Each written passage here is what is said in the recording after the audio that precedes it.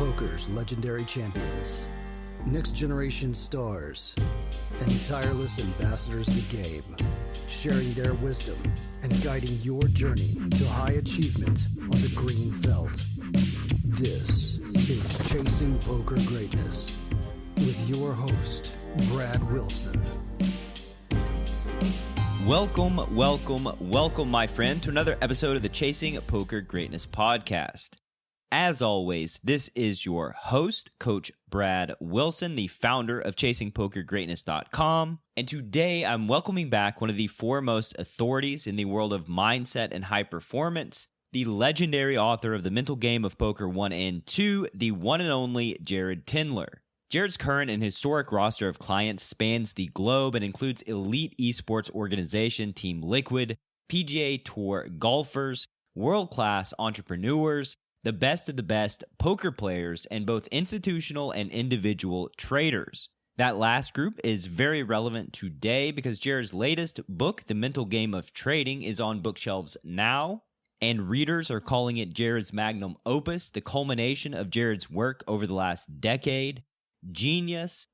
And as someone who's been trading for 30 plus years, I've never experienced a structure like this in any trading office. It's an amazing book that gives you a process to correct your mistakes. And if you're sitting there thinking to yourself, that's all well and good, Coach Brad, but isn't this a poker podcast and not a trading podcast? You're absolutely correct.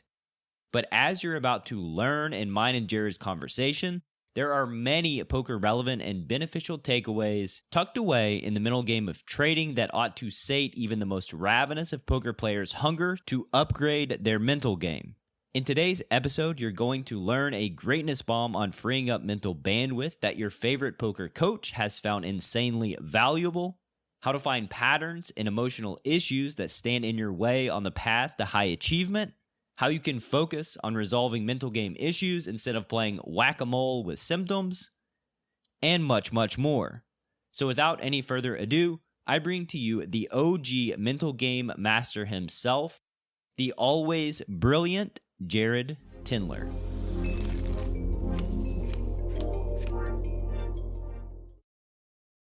Mr. Tendler, welcome back to the show, sir. How you been?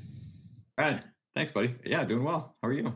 I'm doing very well. If I remember correctly, the last time you came on was maybe at the middle beginning of the pandemic. And let's catch the listener up on what you've been up to.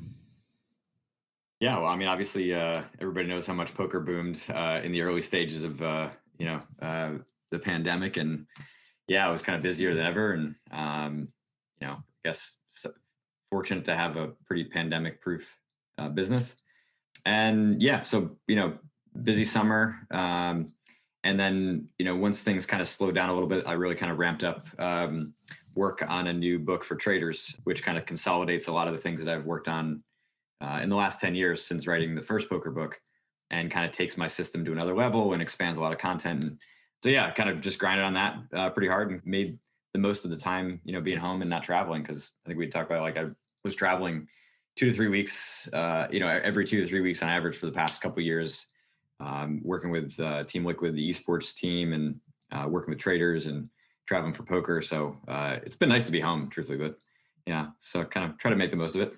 When you say the poker boom, during the pandemic, does that mean business is good for mindset performance coach like yourself?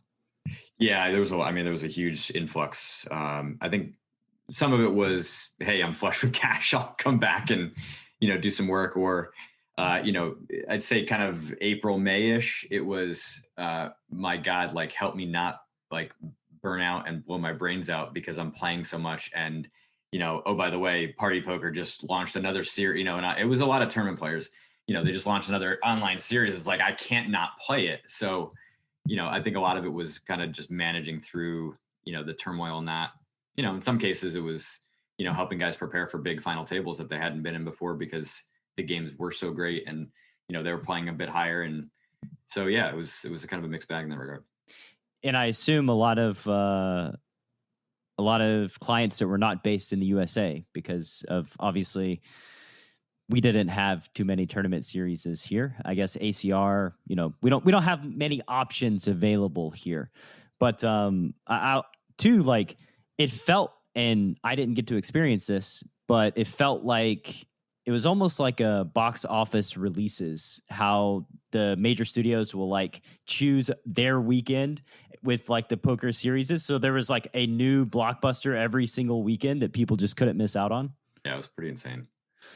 So let's go back to the mental game of trading, because I know that you just released that book. It's your third book. Tell me, kind of the story of how that came to be and why you chose to write the book on trading. Yeah, I mean, about 2 or 3 years after the first poker book was written, I just sort of, there was more and more traders who were kind of reaching out and saying like, "Hey, man, like you literally changed the word poker to trading, and it applies." And so, I started picking up some trading clients, and I started doing some work with some trading groups. There's a lot of these, call them kind of like, the online poker sites, the online poker training sites for trading, right? These kind of places, they're typically run by either a team of instructors or a single instructor. And so I kind of would go in there and, do some Q&As and do a little work with them. And then I got kind of plucked into an institutional firm, which was really cool. I can't say anything about it because of an NDA, but other than to say that they had a large number of traders. And so I got to kind of prove, the methodology and the system, amongst some of the best traders in the world. And then, again, kind of building up this roster of trading clients. And I was kind of, just seeing how kind of big the market was compared to poker, how well it had been received. I'm not really one to just actually change the word poker to trading and release the book. At that point, when I started writing, it was about 3 years ago, and I had 7 years of content just kind of shoved in my brain. And for me, I'm constantly learning. And so if I don't actually write or do some kind of, creative work in that regard, I actually start to get, more tired. I get a little bit more irritable. There's a concept I talk about in the second poker book called bloated brain, where you just sort of absorb all this content, and you can kind of mimic a lot of mental issues. You can mimic fatigue and burnout, and really your brain is just kind of, has consumed a lot of content.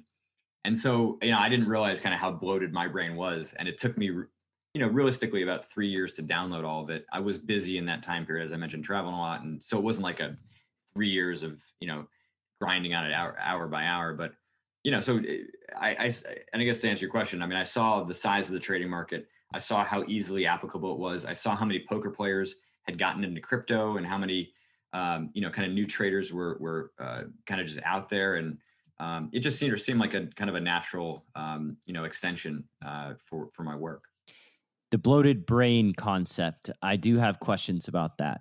What would you suggest? Because this is a thing that I'm sure happens to poker players, especially people that, buy my courses, and it's like a lot of information that they're trying to retain and then use. So my assumption is that bloated brain happens for those folks fairly regularly. What are your suggestions to kind of, get rid of the bloated brain? I mean, there's both the getting rid of it, and there's also the prevention.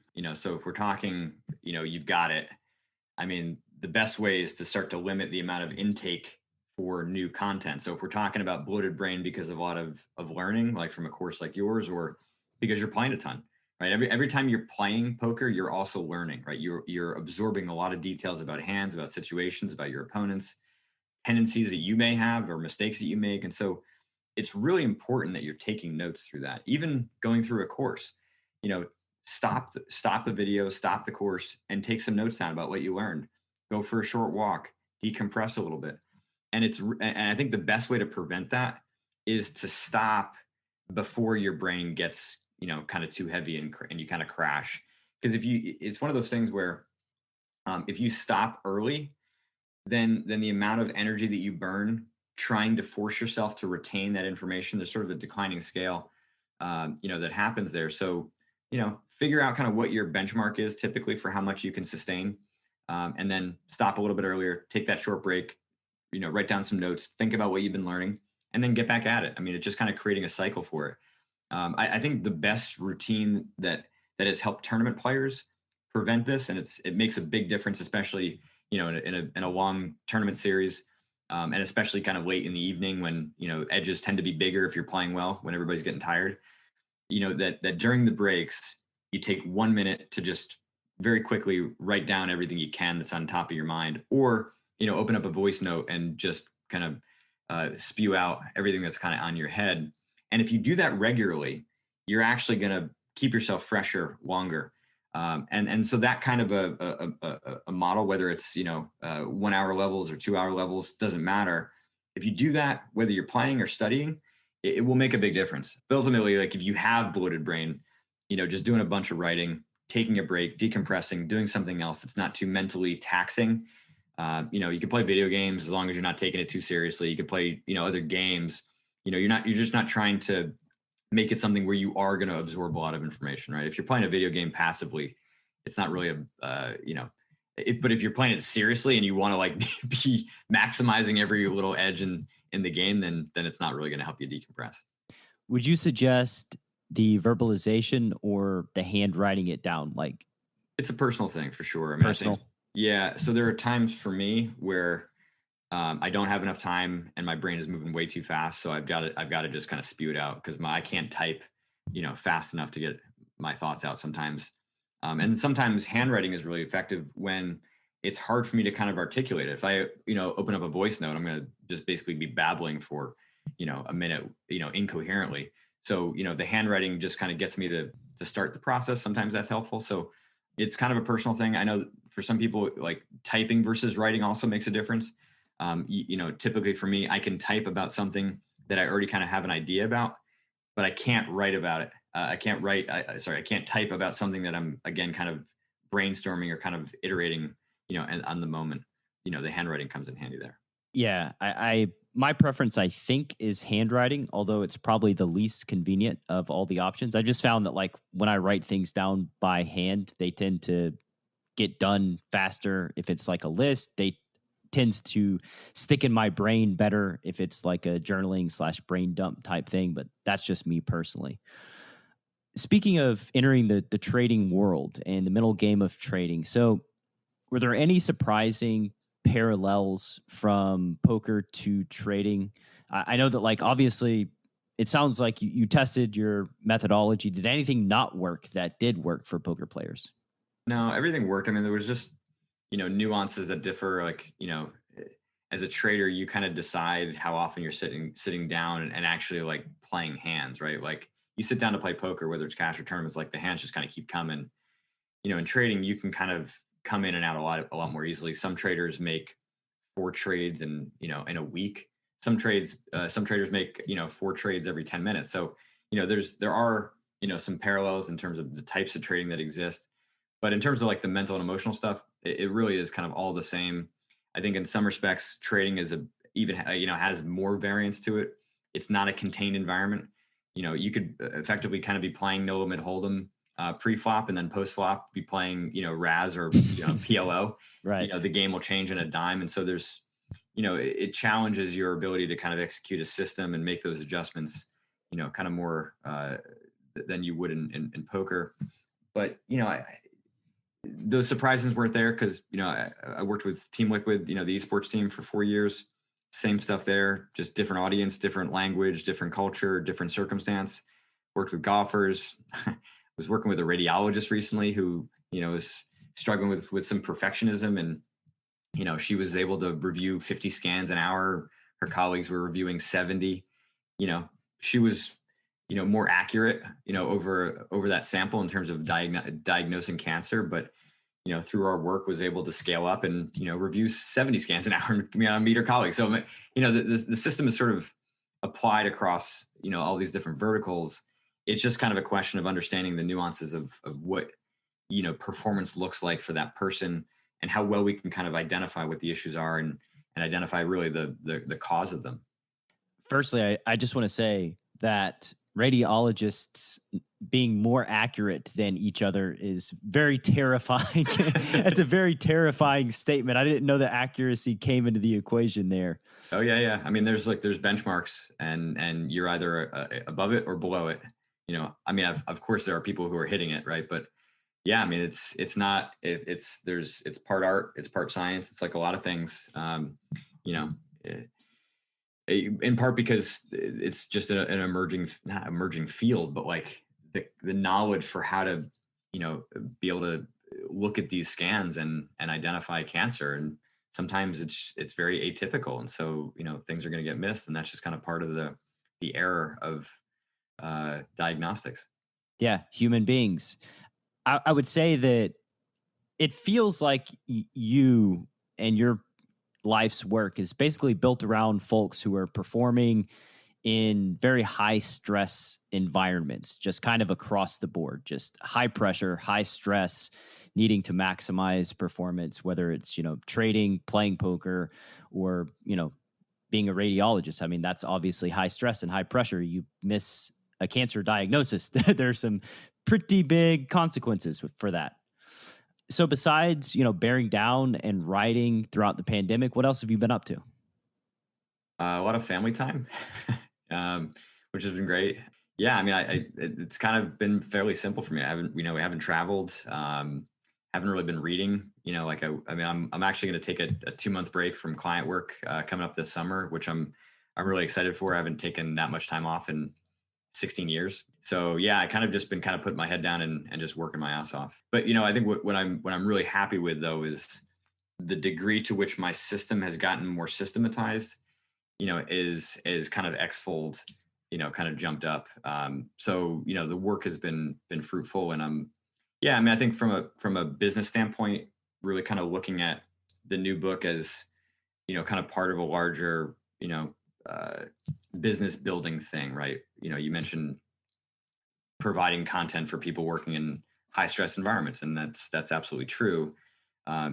It's for people who care about what they do and want to be great and want to perform at their best level and to continue to solve the things that hold them back.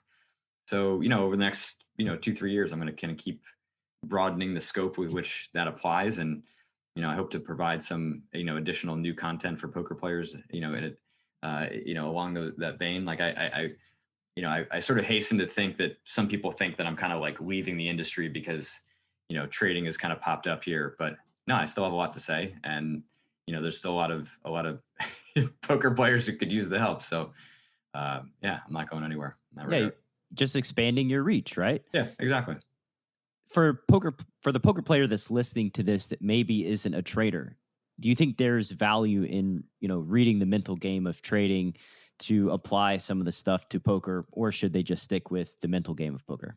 Yeah, I mean, I think if you've read the poker book and you've gotten value from it, then the trading book could kind of add to that, right? There's, I mean, it's kind of crazy to say there's 80% more content than the poker book.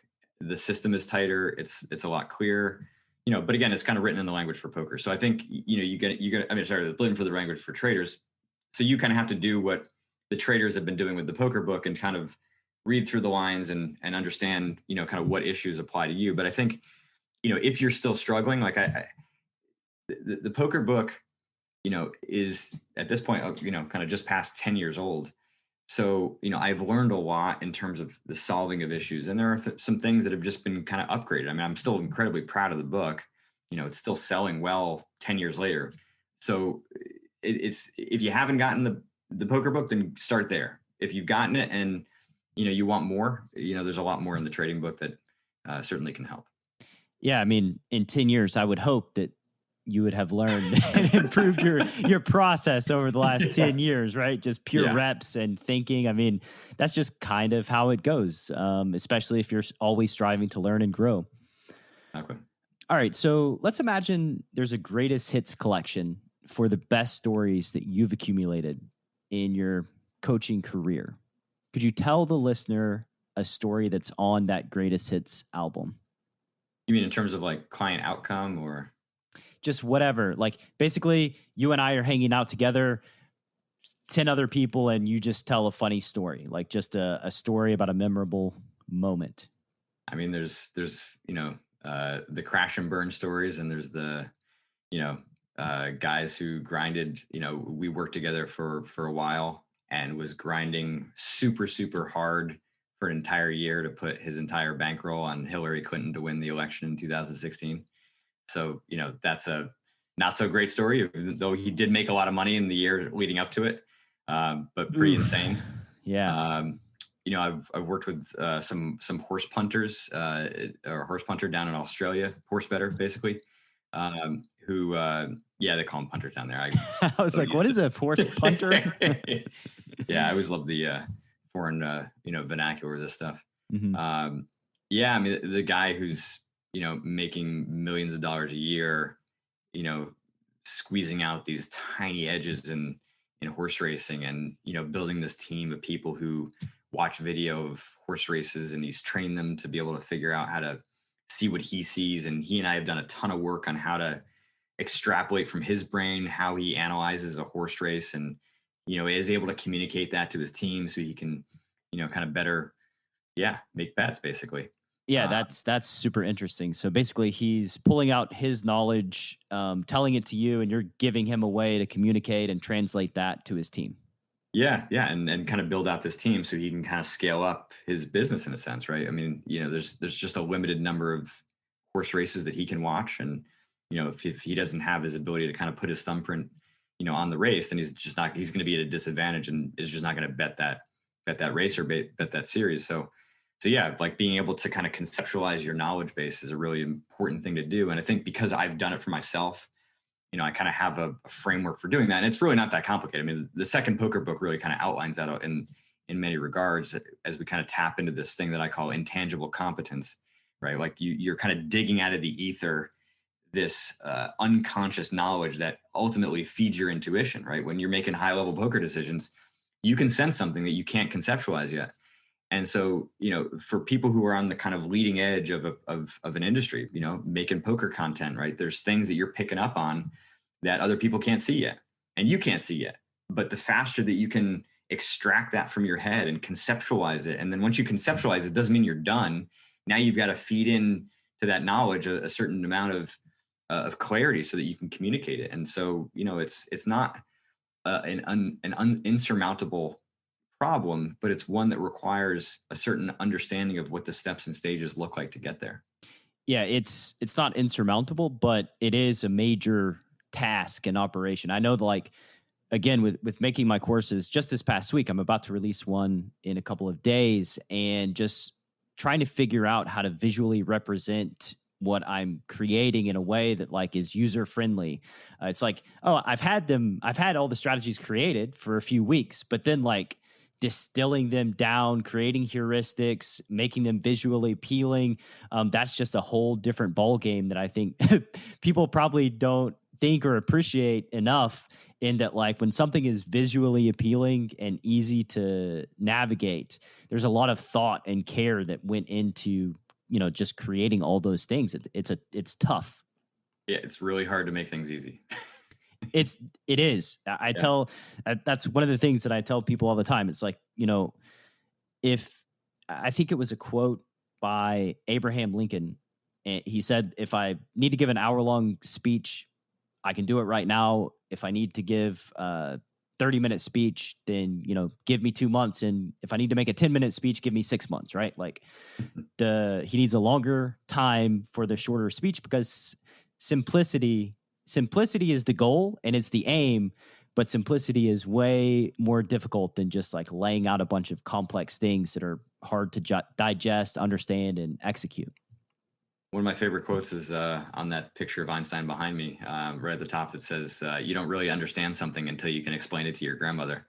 Yeah. And that guy goes along with it too. I mean, not only is it difficult to get to that point, but I think it does kind of feed my kind of ethic in terms of what I'm trying to accomplish, because, if I can't explain it to the masses in a very bite-sized, digestible way, it reflects on my comprehension. And I think that's the challenge that I take. It's why I kind of like writing and kind of producing material like that, because it does make me better. And I think it certainly happened to a great degree after I wrote the poker books, where my competency just immediately, kind of jumped.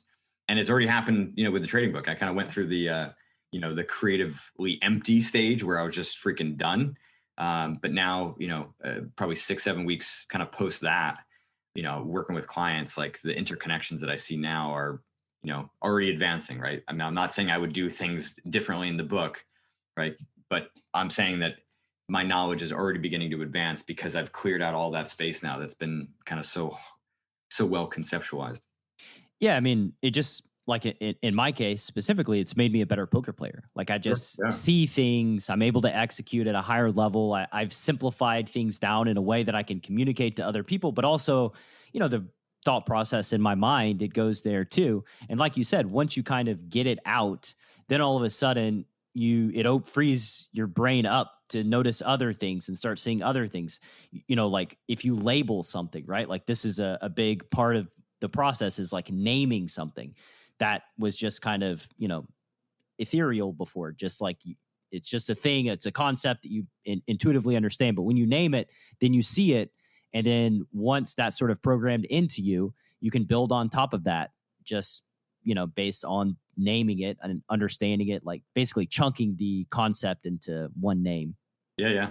I mean, I think this is one of the hidden benefits of being a coach. And, a lot of coaches will attest to this, which is that you do get better because you're having to communicate things to people that, are a step behind you or multiple steps behind you. And, I think going back to the bloated brain discussion, talking to other people, teaching is also a way to help to offload some of that bloatation.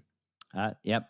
This might be the bloated brain episode of the podcast. I really love that concept, by the way. I'm certainly going to be using it in my courses and coaching sessions.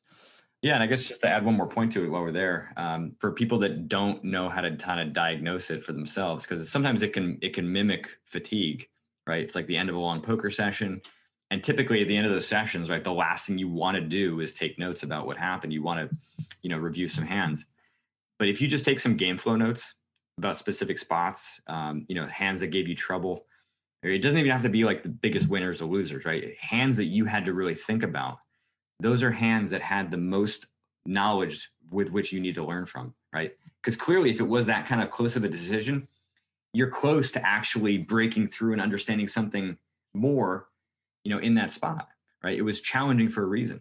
And so if you write down like what was going through your mind, why was it so difficult? What was your opponent doing that made it challenging? Just write those game flow notes down. You don't have to do anything with it. Okay. If you write that stuff out at the end of the session, you will feel different, right? So at the end of the session, you might feel super tired and all you wanted to go do is do something else.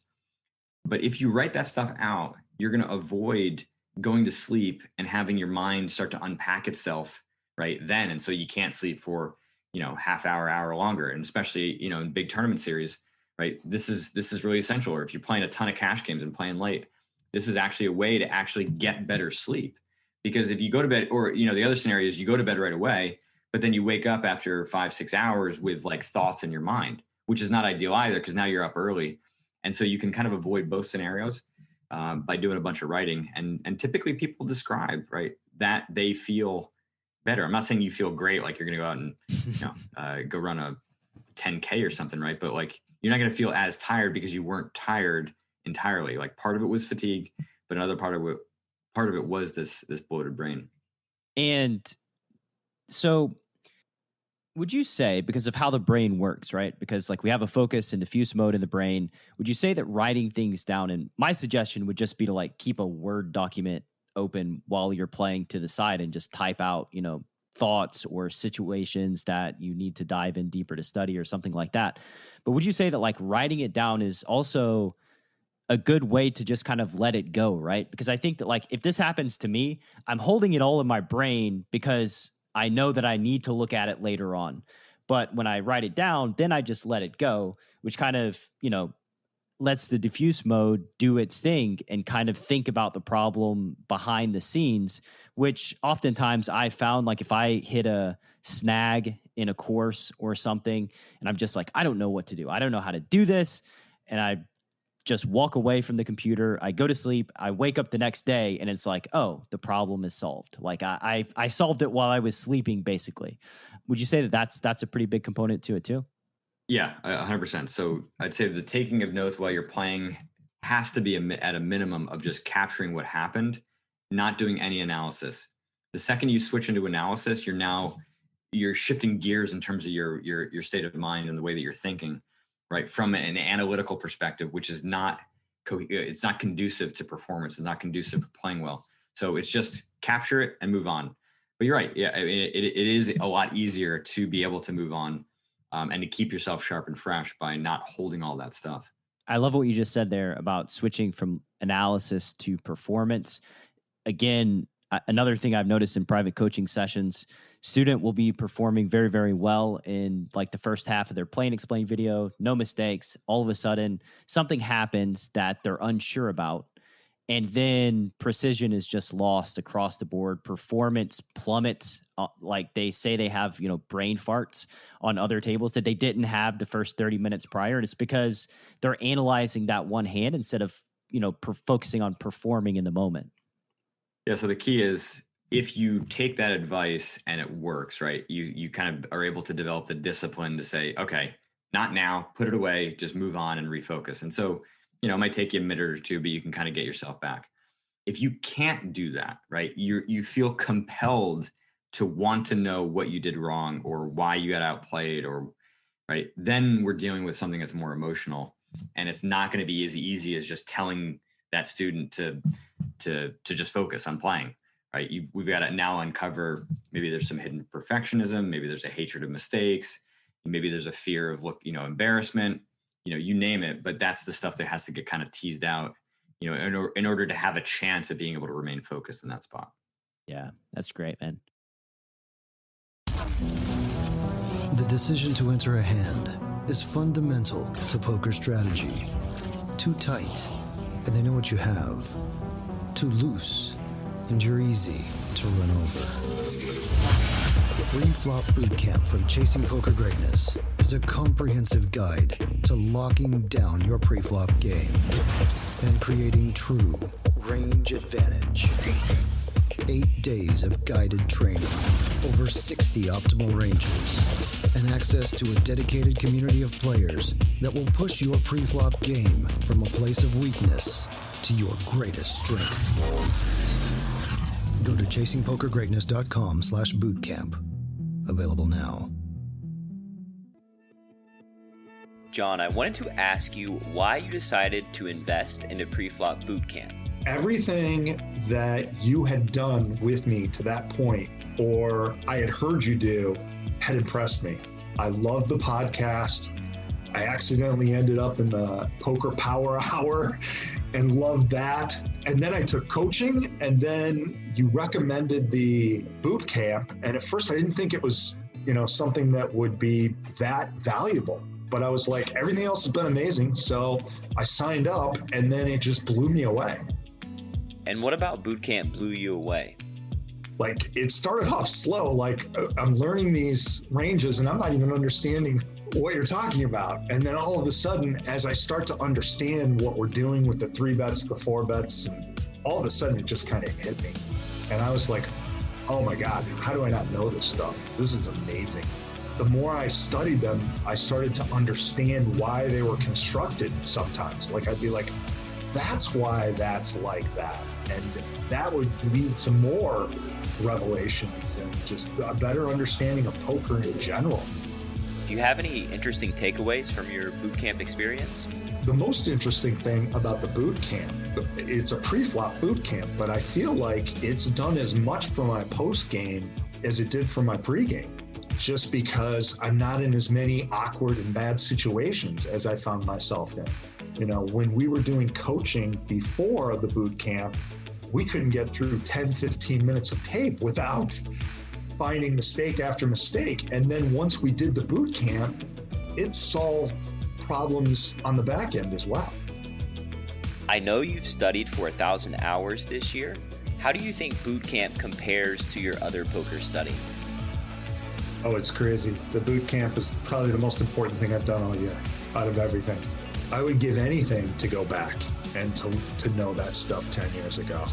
I can't imagine how successful I'd be right now if I had known that stuff. And I thought the boot camp was so valuable that I literally insisted you take more money from me and paid you more for the boot camp because I was blown away. I just thought the price was too cheap. And it's changed my game in ways that I can't even explain to you. If you'd like to join the next round of Preflop Bootcamp, which starts on the last Saturday of every month, head to chasingpokergreatness.com/bootcamp to lock up your spot. One more time, that's chasingpokergreatness.com/bootcamp.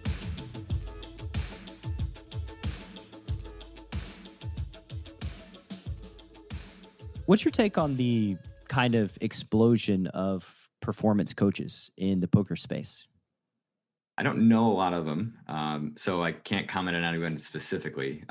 What I would say is, in general, that there still is this sort of ethic out there, and I say this generally because now exploring poker, exploring the trading space, and the performance coaches that are there, esports and golf. There still is this very kind of wide ethic that promotes meditation and promotes healthy living and promotes a lot of these tools that are very well intended.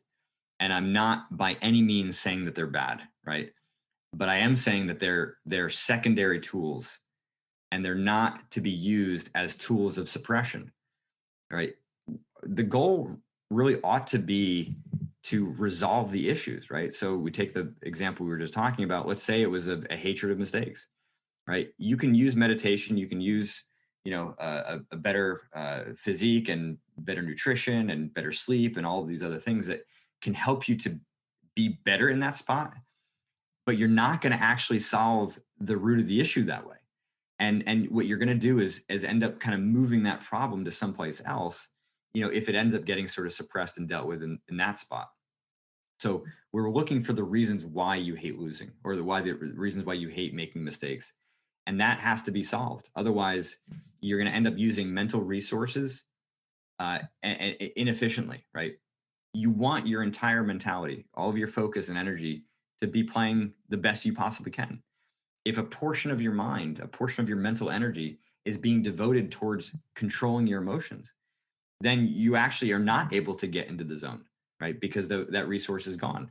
And you're vulnerable to, some accumulation and then something clicking, and now all of a sudden you're rapidly compromised, because the part of the brain responsible for emotional control can be overridden by intense emotions, right? So that dynamic can't be changed.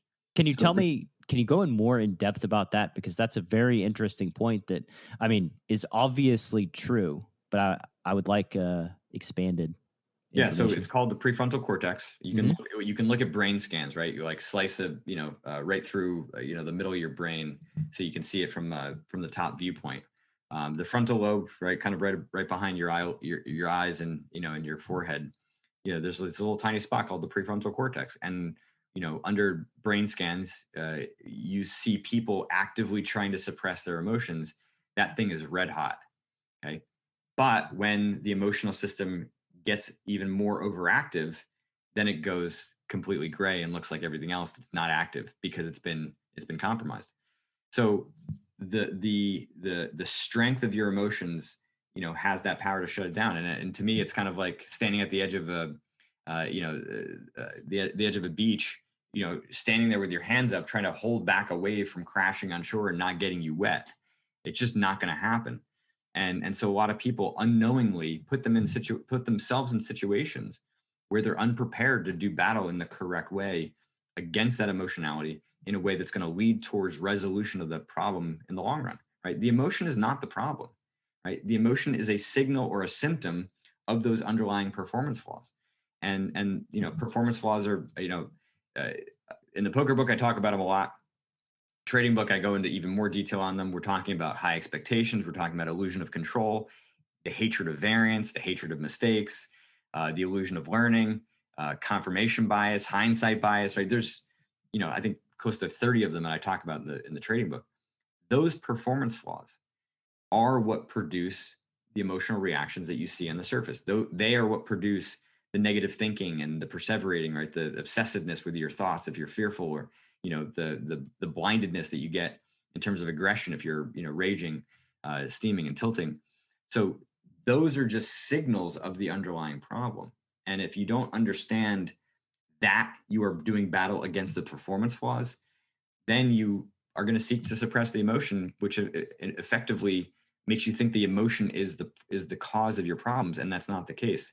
Of course, emotion is a big part of the problem. It's what we see and experience most often, but that's not really where you want to be doing battle. And I think a lot of people who read the poker book kind of misunderstood that. I mean, I've gotten a lot of feedback of how much they use the term injecting logic, which is kind of your tool, right, to actually correct those performance flaws. And they weren't using the mental hand history, right? My 5-step process for breaking down and identifying the roots of your issues, right? You've got to be working towards resolution, right? Injecting logic is a tool to work you in that direction that contains and controls your emotion in the short term.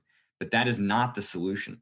The solution is chipping away at that performance flaw over time by correcting it over and over and over again until you get to the point where you automatically are able, to play a hand where you lose and know that it's fine to move on, and you'll analyze it later. Why? Because maybe it had to do with your confidence.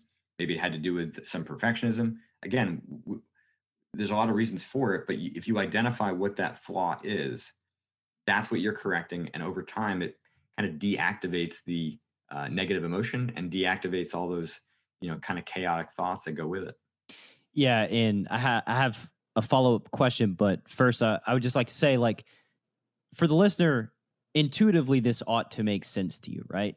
If you have a loved one that passes away and you obviously experience sharp, intense emotions, you can't just logic your way through it. You can't just flip your emotions off. You have no chance, right? You're a human being.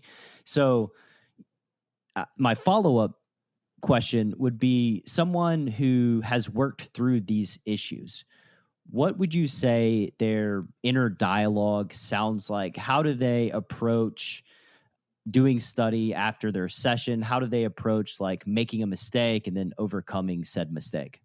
I mean, if anybody that's listening now can just imagine what their mind looks like when they're at their best, it's just like that, right? It's not like a foreign thing. You're not going to just what it's doing is it's removing a lot of the noise and the chaos and the emotionality that exists, in your C game at the back end of your range, right? That's what we're kind of getting rid of. So, at that point, right, there's a lot more clarity.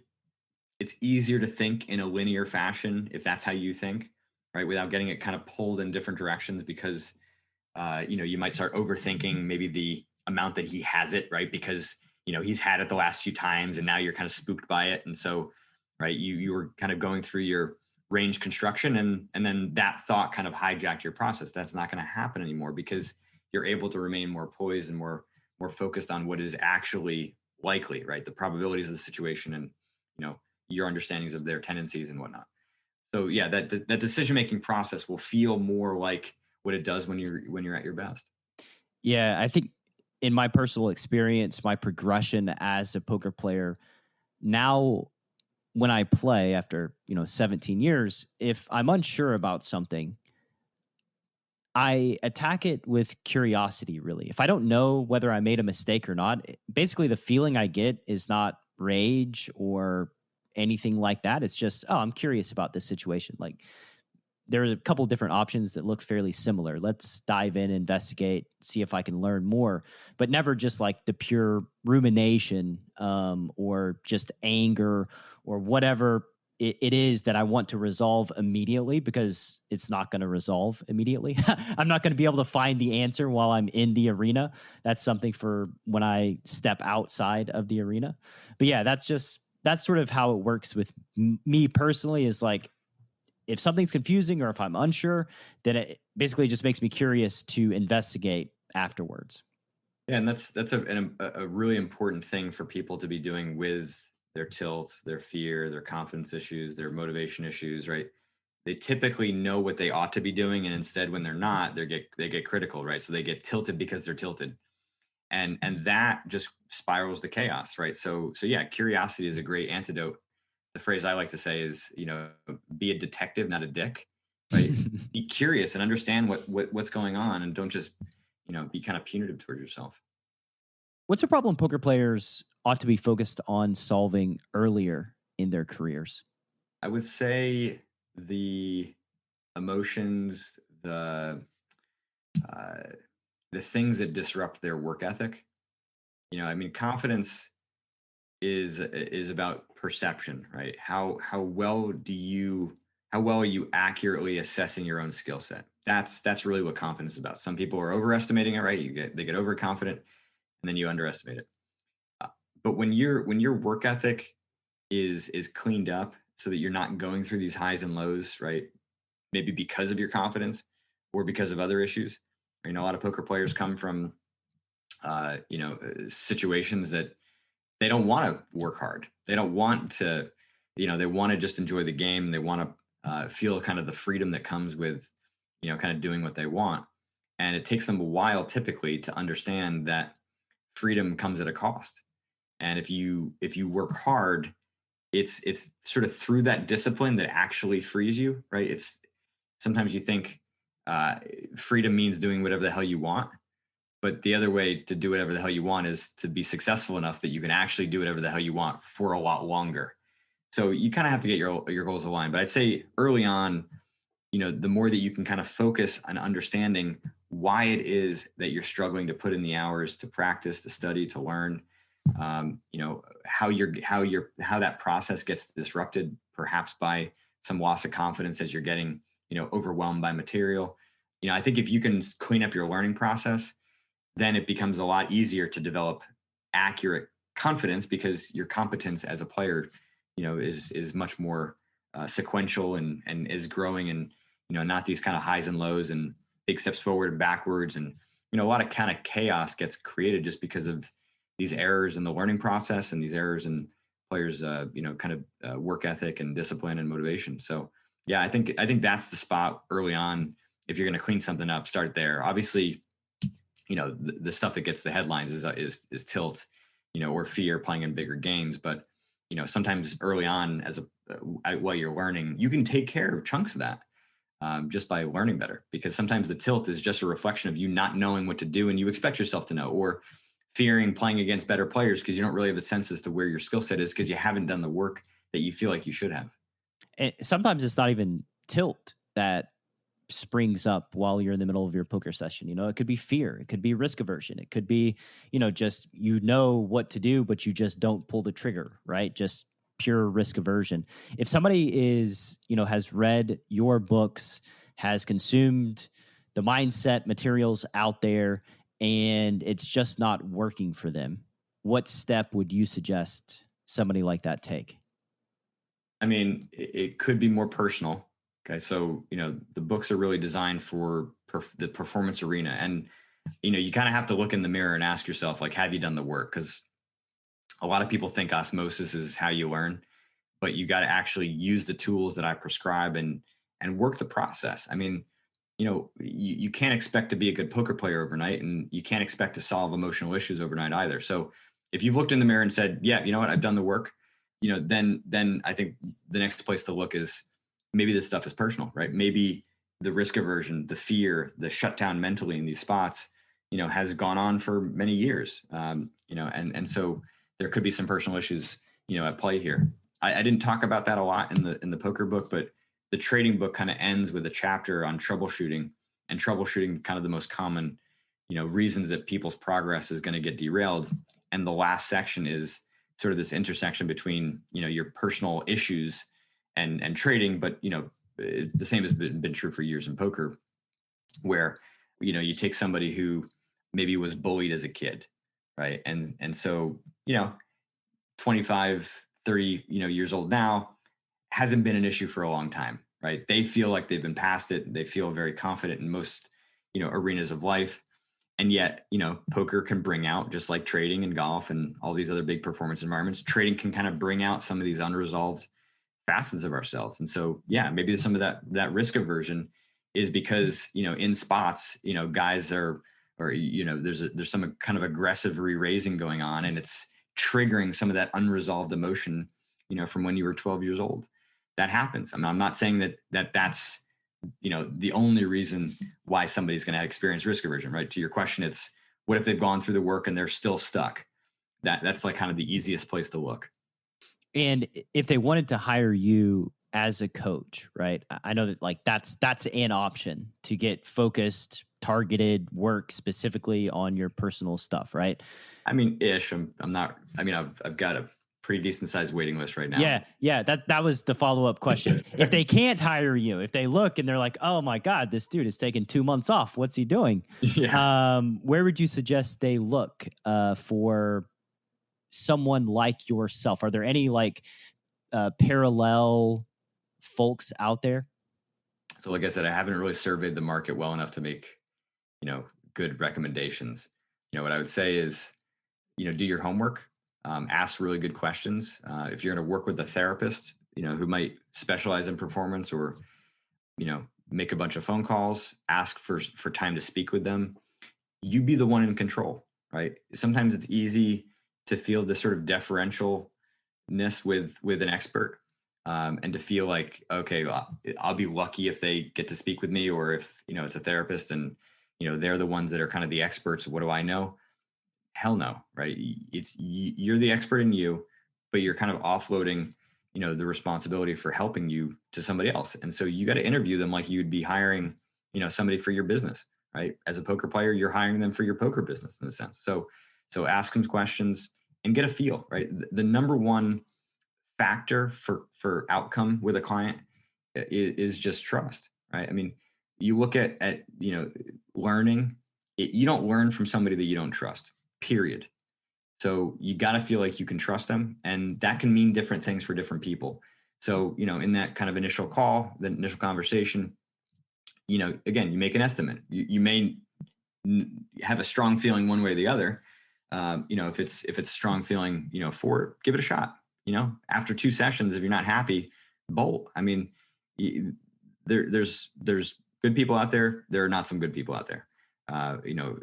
Poorly skilled people out there. So, as a consumer, you're going to be far less able to discern that from the initial steps here. But if you try it out for a few sessions and things are feeling a little squirrely and you're not really getting direct answers and you're not really feeling like there's some momentum moving in your favor, find somebody else. Right? There's lots of fish in the sea here. Yeah, a lot of greatness bombs there. And from the other side of the table too, I've noticed in my private coaching sessions, you're absolutely right. Like if the student doesn't trust the feedback, nothing really happens, right? If a student doesn't trust the contents of a course, then they're less likely to be successful in said course. And yeah, it's just a thing that I've noticed happen over and over and over and over again.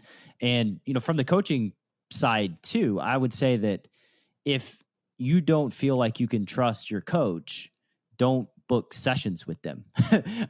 Just because it's not going to be a good experience for you, and it's probably not going to be a good experience for them either, right? There's nothing that is more frustrating than, investing your time and energy with a student in private coaching and like nothing, there's no progress, right? Like I think all coaches want to see their students progress and, move forward. And yeah, so basically, if you're going to invest money into someone as a consumer, be sure that you trust them. Yeah, that's good points, man. I hate wasting time. I mean, the hour that I get paid for it, solid enough money, but 1 hour is not going to make or break my career. So I would much rather spend it with somebody that, is invested or, doing something that's going to build my business. So yeah, I mean, for the most part, I feel like at this point, people that show up on my doorstep have plenty of material to vet me and know if they have some sense that I'm, viable, to work with them. But yeah, so I'm not deterring people from going on my website and, shooting me an email if they're interested. Just know that it may be a little bit. I have on my website, if somebody applies for private coaching at chasingpokergreatness.com, I have a giant warning page before they're able to book a consult. That's like, if you're looking for this, I'm not the person for you. X, Y, Z. Like, I'm not going to hold your hand. I'm not going to make sure you do your homework.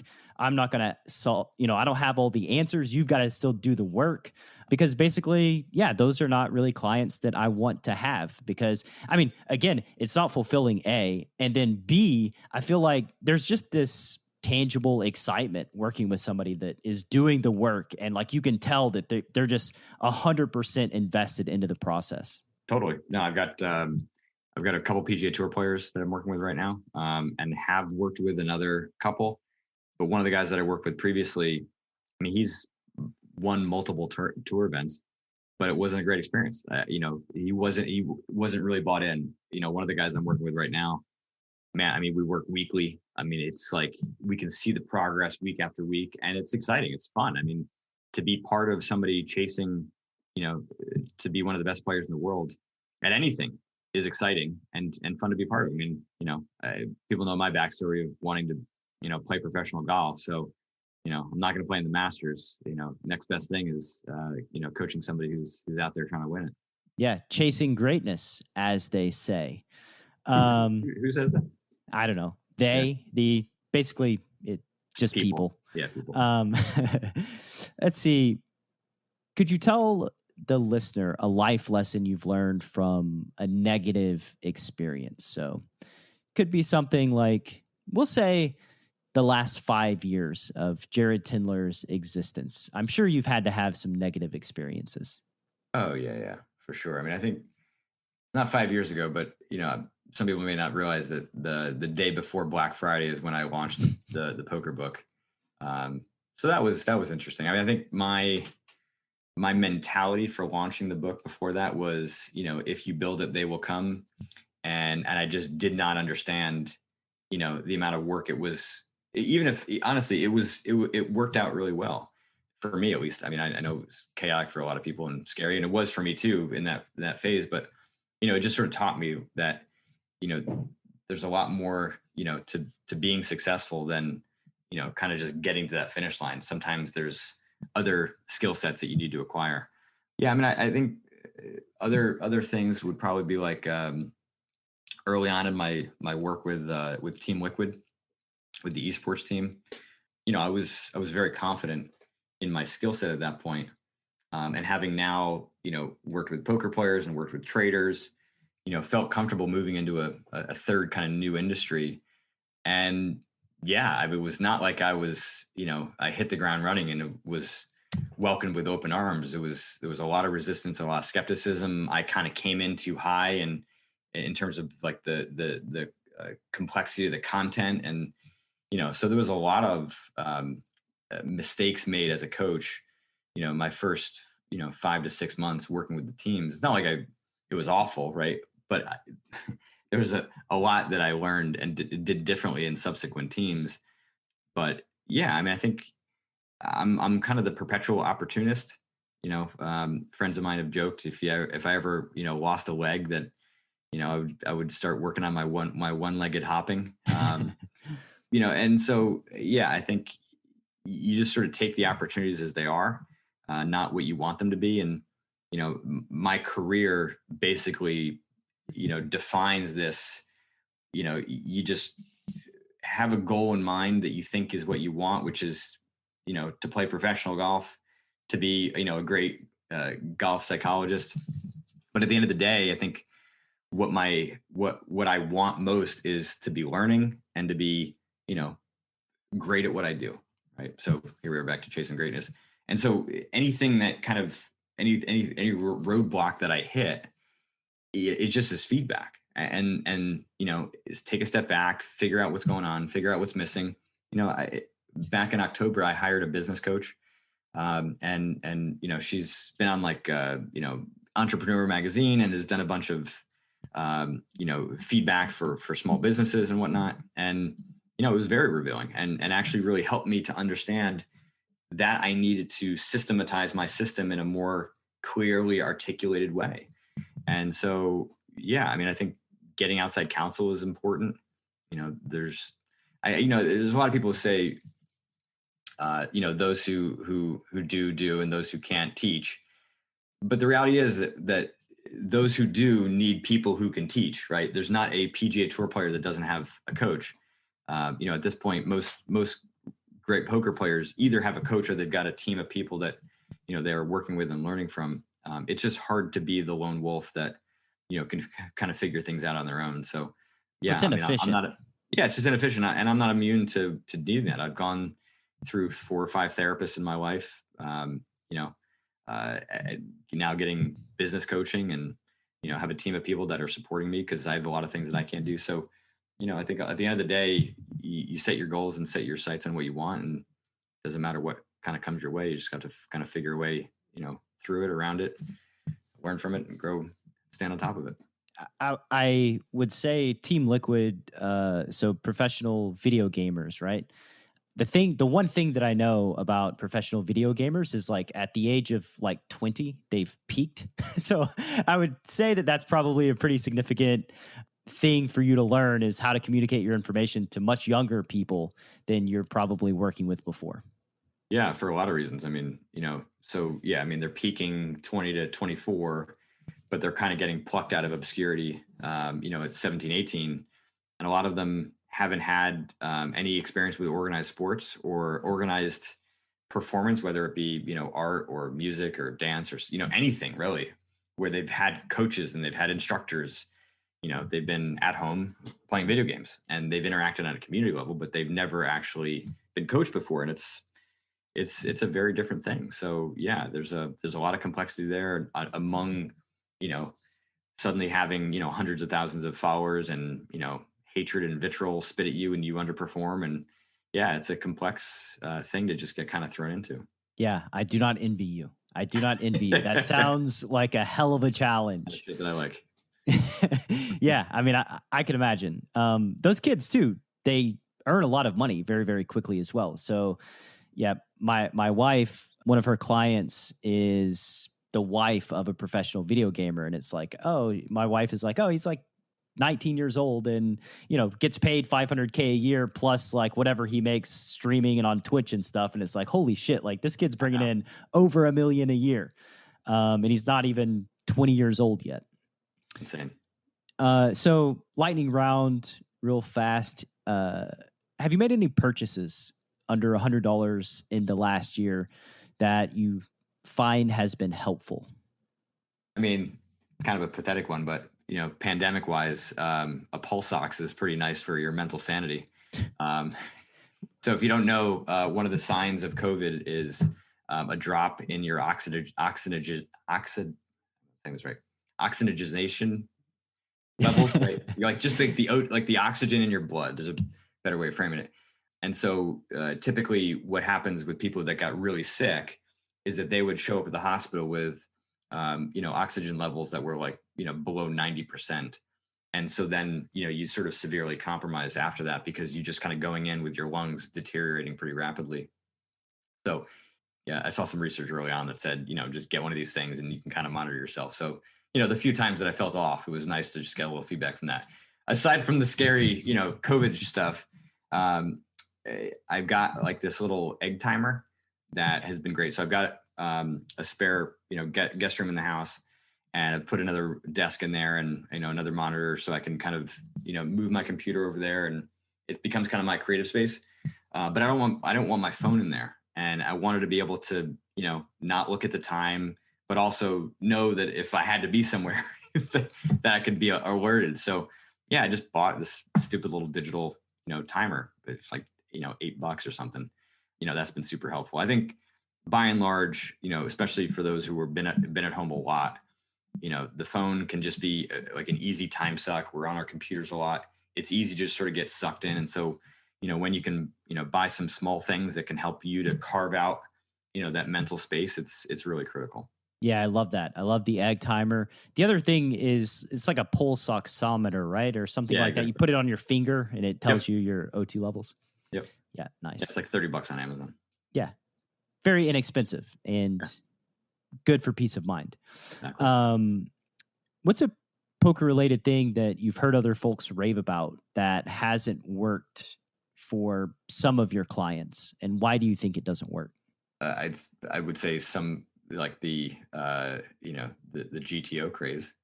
Yeah, I think some have kind of gotten into it lightly because they feel compelled to, based on the difficulty of the games. But yeah, I mean, I think some kind of follow that line because they're just following the trend and not because they actually want to learn it. And so then, depending on how you do it, it can cause more short-term kind of chaos. So, I think GTO is here to stay. It's not going anywhere. I'm not suggesting not for people to do it, but you just got to do it in the right way and for the right reasons. For sure. And yeah, I mean, it's a thing that's here to stay, but also it's very easy for folks to get dogmatic about the outputs and just believe that like this is it, when the reality is it's not. Like, we're continuing to learn and evolve and grow as poker players. And, like Pio is just a giant calculator. And if you mess up the inputs, well, you can't really trust the outputs. Mm-hmm. All right. What are some things you wish you said no to more often? Yeah, I mean, I probably client sessions. I'm always kind of battling, kind of the immediate short term with kind of building for the long term. And I mean, my time is I mean, I think as you get older, you realize it in general. I've got a 6-year-old. Time is a precious resource, and so how it's being used, is ultimately, something that I struggle with, continue to manage and figure out, because I have a lot of goals. So there's not kind of perfection in the short term in terms of how I'm sort of choosing and selecting my time. And yeah, it's not, I mean, I'm not saying no just to clients. I'm saying just kind of no to some of the things that need to get offloaded. And so I am happy because I've got now a team of people that I'm kind of onboarding and getting ramped up so that I can actually free up a lot of my time to do the stuff that I like, which is creating content and working with people. If I can do just those things, and I'll be pretty happy with the rest of it. Take care of itself. You sound exactly like me. I almost wish that I would have just taken a year before I did anything and just made all of my stuff so that I don't have to like make it while I'm producing podcasts and doing private coaching and writing and learning, and then sometimes playing or doing webinars for pokercoaching.com or whatever it is. There's just not enough time in the day. And I know that there's even struggles with onboarding a team, right? It gets harder before it gets easier because you need to train them to do all the stuff correctly. And yeah, it's a lot of stuff. And so I know exactly what you're saying. And I don't want my private coaching students to think that, I don't want to be coaching them. It's just, there's only so many hours in the day, and like, how do I get all of it done? If all the other stuff was taken care of, then you'd have, a lot more time for them. And that's the point. I mean, that's the stuff that, I certainly love doing. I mean, it's I learn a lot from it. Right. And that's part of the challenge. Like, I like working with challenging clients. I think having written the books is great because it also sort of, doesn't have people show up at my door that have issues that could be taken care of easily. It's not fun for me to work on something that I've already kind of mapped. Yep. Right? GTO mental game stuff is in the book. So if, you can learn from it there, and it's pretty straightforward problems and, easy game. Like I like the challenging situations, and that's the stuff that's fun for me. Yeah. That was the reason why I made pre-flop bootcamp my first course. Was like, I just was tired of getting pre-flop questions or seeing people mess up pre-flop and talking about it. It's like, let's just solve this so that I don't have to talk about it anymore. And like, that's actually what is happening with my other courses as well. It's like, well, if you're looking for this in a private consult, like, take this course instead of private coaching right now. Like, do this before, you get private coaching, just because these are things that I've already effectively solved, and there's no reason to like just go through them in private coaching sessions too. Exactly. You ever believed something in your professional career only to reverse course later on? And if so, what led to that change? Biggest one is probably visualization. I thought, I was working with golfers, right? So visualization was something that was very kind of deep in the waters for psychology in that. But I've come to realize like it is kind of in that secondary category of things that, helpful, right? But it's not an antidote. And you can't like kind of visualize your problems away. You can't visualize yourself playing perfectly, or even visualize yourself dealing with problematic situations. And that then is going to kind of guarantee that occurring. It just makes it more likely. How much so? Fractionally, it's valuable, but in doses. So that's probably the biggest one. I'm sure there's lots of others. Just playing whack-a-mole with the symptoms, right? Instead of exactly finding the cure. Yeah. All right, man. So we're going to wrap up. And what's a project you're working on right now that's near and dear to your heart? And obviously, I think you have your book. Yeah. So, I mean, obviously the mental game of trading just came out. In the second poker book, I talk a lot about intuition. You know, we were kind of discussing it earlier about that intangible competence. I'm going to make like a kind of a free ebook because I'm not going to write a second trading book. So that ebook's going to come out soon. And then I'm going to start working on some video courses myself and getting that ramped up. And time frame is tough. I mean, I'm going to try to do as much as I can before the break, and I'll probably do a little bit of work on the break, but probably next couple of months for the ebook, and fall for the video courses. You just cursed yourself to writing the mental game of trading part 2, by the way, by saying that you're not going to do it. No, there's no. I actually wrote the book in part, including some of the things that I wanted to from the second book. It ain't gonna happen because I've got another book project in mind, which I won't share yet. But that's gonna be that'll be my next big baby. Awesome, man! Can't wait to hear about it, see it, consume it. Final question is, where can the Chasing Poker Greatness audience learn more about Jared Tendler on the World Wide Web? Yeah, I mean, nail the name. So go to my website, jaredtendler.com, or Twitter at Jared Tendler, probably the two best places to go. And I will say too that I've kind of recently updated my website. So jaredtendler.com/worksheets. I've got all these kind of worksheets that are available now to help you kind of map anger, fear, confidence issues, A to C game analysis, tools from the second book or the first book that can kind of help you to organize your mental game work is kind of freely available there now. So and for those that end up kind of on my newsletter, just know that in the near term, I'm going to be working to kind of make sure that there's content, that'll speak to you, right? It's going to be still a little bit trading heavy in the near term, but very soon it'll be more kind of, performance agnostic and, applicable to poker. And so, yeah, if you end up on the newsletter, just be patient with the near term, adjustments that are happening there.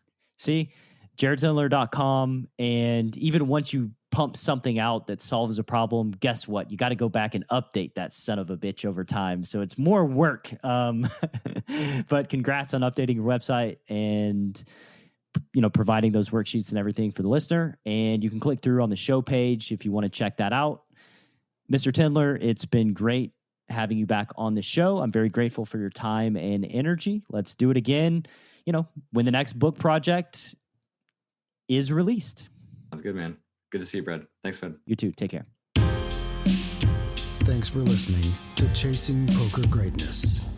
You can subscribe on Apple Podcasts or on your favorite podcast app. Go to chasingpokergreatness.com to get the newsletter.